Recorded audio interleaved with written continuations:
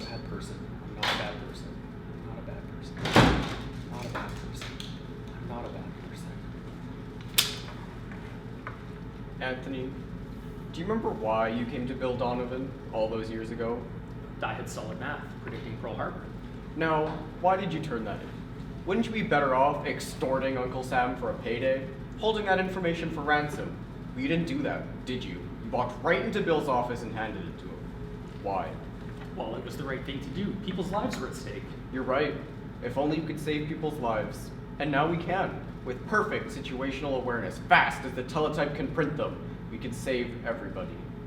Okay. So could you maybe explain to me why on God's green earth you decided to murder the one person who could make it happen?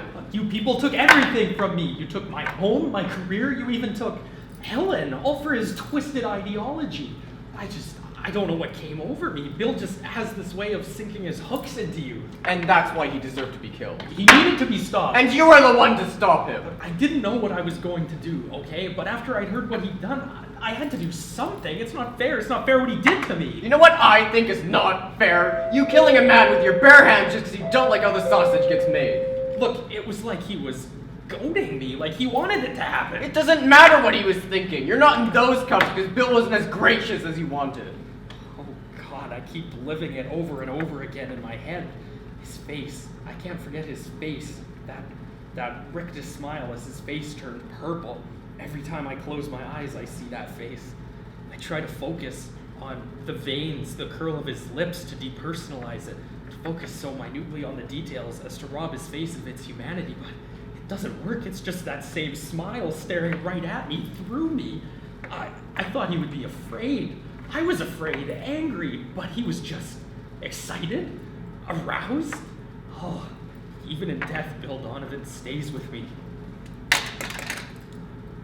I don't care anymore. I just want this to be over. My life is over. Helen is gone.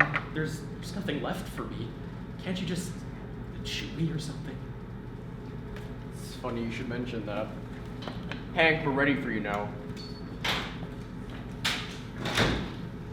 Hank, our mutual friend here was just saying how he wants to be killed too.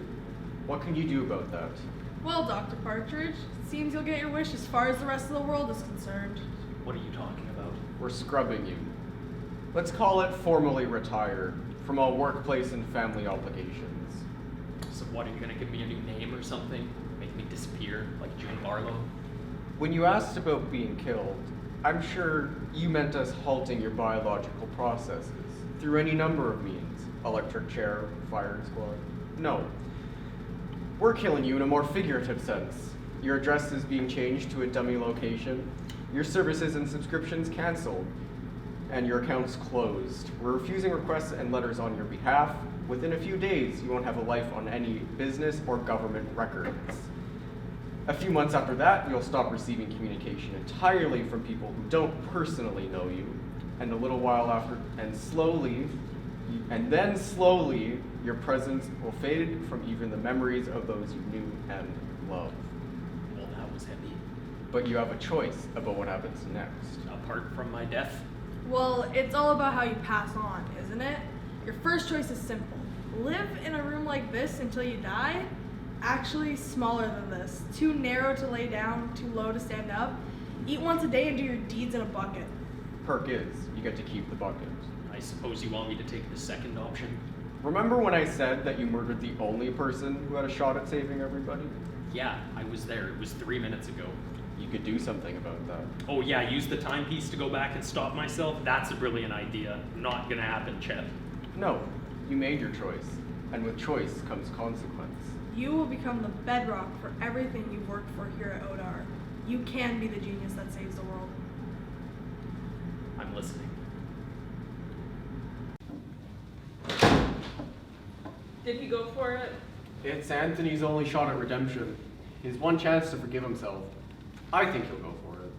It worked better than I could have hoped for. We were originally just trying to leverage him with the abandonment angle, but then he gorged himself on guilt. Sowers would be pleased. Hank, a man is dead. A great man. And the world turns on. And everything you see before you, you get to do as you see fit. And once Partridge is in the black room, there's nothing that's stopping this. I can't believe we're actually doing this. Remember, we're changing the world, and not everything worthwhile has ever been easy.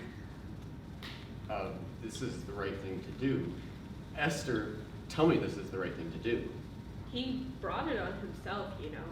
I could deal with Jack giving up, and I could deal with Sally saying no, but Anthony, I thought he knew better than to put his own vendettas before this.